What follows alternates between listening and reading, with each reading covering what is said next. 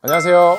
불사조 박용덕 코치입니다. 자, 오늘은 지난번에 이어서 중량 스쿼트 하실 때 흔히 저지르는 실수들이 많아요. 그 부분에 대해서 좀 더 우리가 실수를 보강을 해서 좀 더 좋은 스쿼트를 하자는 의미로 영상을 찍어봤습니다. 자, 그러면 바로 가보겠습니다. 스쿼트 하실 때 처음에 이제 제가 항상 말씀드린 건데 손을 45도 위로 들면서 고개를 45도 위로 들라고 하셨잖아요. 자, 바벨 백 스쿼트 할 때도 마찬가지예요.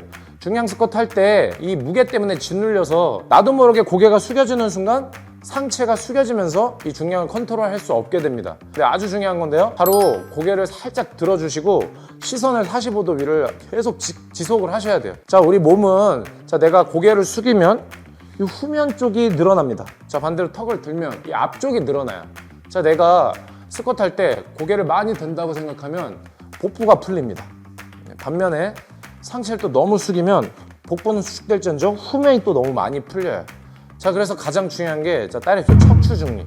척추 중립에 맞춰서 스쿼트를 하는데, 여기서 포인트는 두개골 무게 때문에 내가 너무 밑에만 보면 자연스럽게 숙여지기가 편하다는 거예요. 그래서 살짝, 아주 살짝 정도 이렇게 시선을 45도 위로 볼 정도만 시선을 들어주시는 겁니다. 이렇게 되면 상체가 숙여지지도 않을 뿐더러 복부도 풀리는 걸 최소한으로 예방할 수 있어요. 그렇다고 해서 너무 들려고 해서 막 이렇게 하시면 오히려 앞쪽이 이 타이트함이 사라지니까 척추는 중립을 유지하신 상태에서 고개만 살짝 들고 시선만 살짝 45도로 계속 유지한다는 시선으로 생각을 하셔야 상체 길이각을 유지하면서 스쿼트를 하실 수 있습니다. 두 번째, 바벨을 들기 때문에 생기는 문제인데 바로 바벨이 이렇게 흔들리는 거예요. 자, 이게 사실 생각보다 빈번한 문제입니다.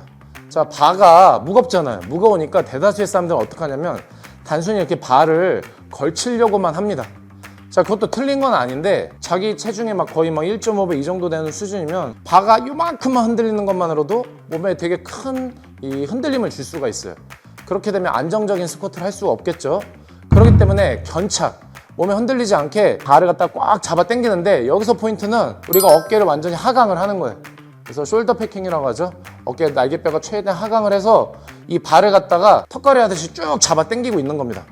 자, 잡아 당겨서 이 등에 딱 붙이고 내 코어랑 함께 최대한 압축이 된다고 생각하시는 거예요. 코어가 찌그러지지 않고 복부로 힘을 꽉 준 상태에서 최대한 쭉 단단하게 쭉 압축을 시킵니다. 자, 압축을 시키면 어떻게 되냐?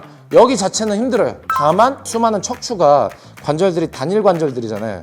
이 개별 관절들이 하나로 합쳐져서 압축이 되기 때문에 날개뼈 또한 떠있는 뼈거든요. 이 떠있는 뼈와 개별 척추들이 하나의 단일 관절이 되는 효과가 있습니다. 그래서 몸이 하나도 쫙 겹쳐지면서 완벽하게 통째로 움직이는 뼈가 되기 때문에 전혀 흔들리지 않고 하체에 집중해서 온전하게 힘을 손실 안 시키고 스쿼트를 하실 수가 있어요.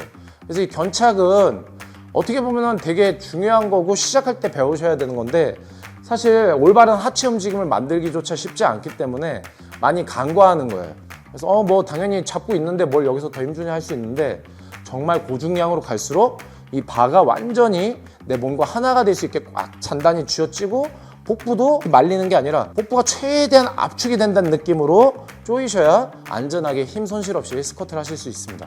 여기서 되게 중요한 건데요, 우리 몸의 이 하체가 근육에 힘을 쓰려면, 생각해보면 제가 컬할 때 요만큼 내려갔다 요만큼 올라오면 이두근의 힘을 다 쓸 수 없겠죠.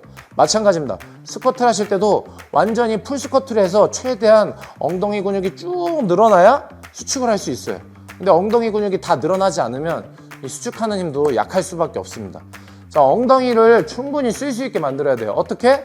맨몸 스쿼트 할 때도 설명드렸지만 엉덩이 뒤에 공이 있다고 생각하십시오. 풍선으로 된 공. 그래서 그 풍선을 쭉 눌러서 엉덩이로 터트린다고 생각을 하는 거예요. 엉덩이로 쭉 눌러서 터트린다고 생각하면 풍선이 쭉 눌리겠죠. 쫙 눌리면서 체중이 앞으로 실려지는 게 아니라 최대한 뒤로 빠지게 됩니다.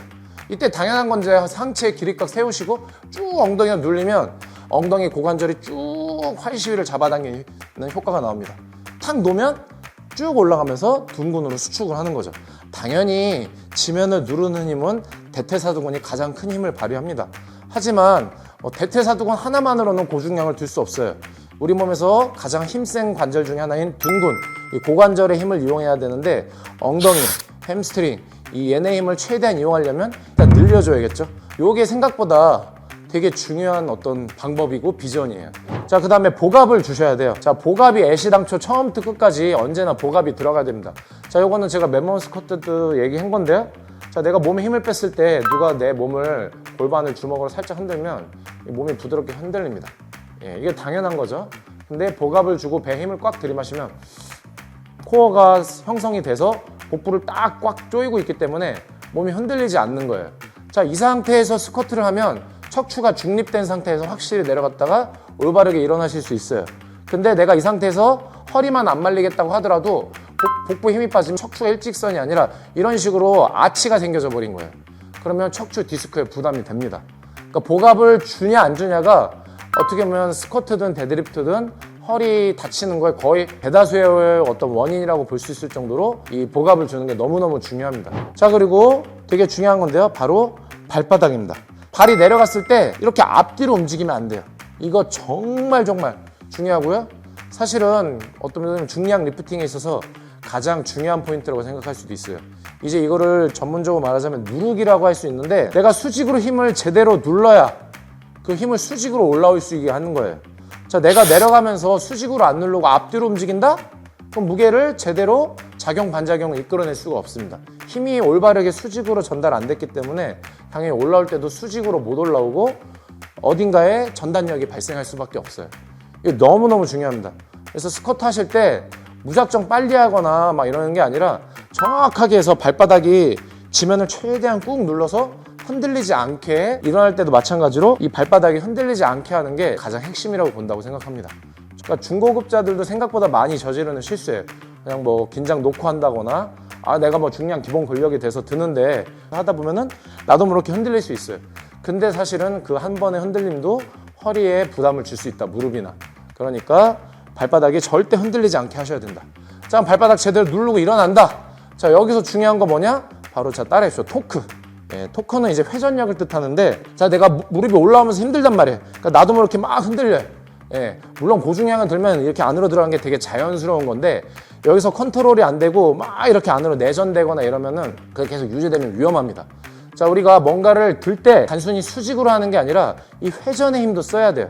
그래서 발바닥으로 지면을 누르면서 이렇게 쭉 밀어준다는 느낌. 그러니까 다운 앤 어웨이. 이 고관절이 안으로 쭉 회전되면서 더 큰 힘으로 내 상체를 갖다가 들어 올려서 세워줍니다.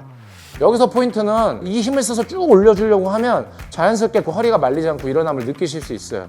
이거는 내가 실제로 연습을 해봐야 느낄 수 있는 거니까요. 차분하게 한번 훈련을 하시면서 이 테크닉을 익혀보셨으면 좋겠습니다. 자, 그리고 이 중량 스쿼트, 고중량을 하신다는 거는 여러 가지 의미가 있는데, 근데 제가 말하는 스쿼트는 중량을 올바르게 들 수 있는 어떻게 보면 리프팅에 관한 개념입니다.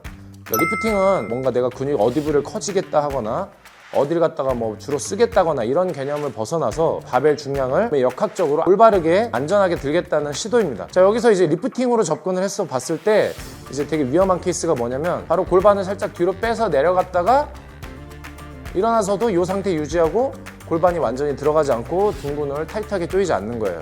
자, 이럴 경우에는 허리에 계속 부하가 발생하겠죠? 다 끝난 다음에는 확실하게 둔근이 완전히 수축이 돼서 고관절과 척추가 정렬이 돼서 확실히 구조적으로 큰 힘을 견딜 수 있게 수직이 돼야 되는데, 이 상태면 계속 수직이 안 되고 척추 어느 한 부분에 계속 하중이 전달될 수밖에 없습니다.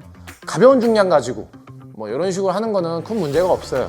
하지만 제대로 된 중량으로 뭔가 확실하게 안전하게 체계적으로 들고 싶다 하시면은 끝난 다음에 이런 식으로 끝나는 경우, 이렇게까지도 아니에요. 한 이 정도만 되더라도 허리에 부담될 수 있어요. 둔근을 확실하게 수축을 해서 몸이 완전히 수직이 되게 해서 스쿼트를 마무리하시는 게 되게 중요합니다. 자, 오늘 지금 고중량 스쿼트 할 때 여러 가지 팁들을 제가 설명을 드렸습니다. 사실 운동을 꾸준히 하시다 보면은 언젠가는 하나하나 본인이 터득할 수 있는 부분일 수도 있어요. 다만 운동을 내가 시작하는 측면에서 이거를 배우면서 시작을 하면 훨씬 더 안전하게 확실히 빨리 결과에 도달하실 수 있겠죠. 중량 운동 하실 때는 가볍든 무겁든 언제나 긴장을 하셔야 됩니다.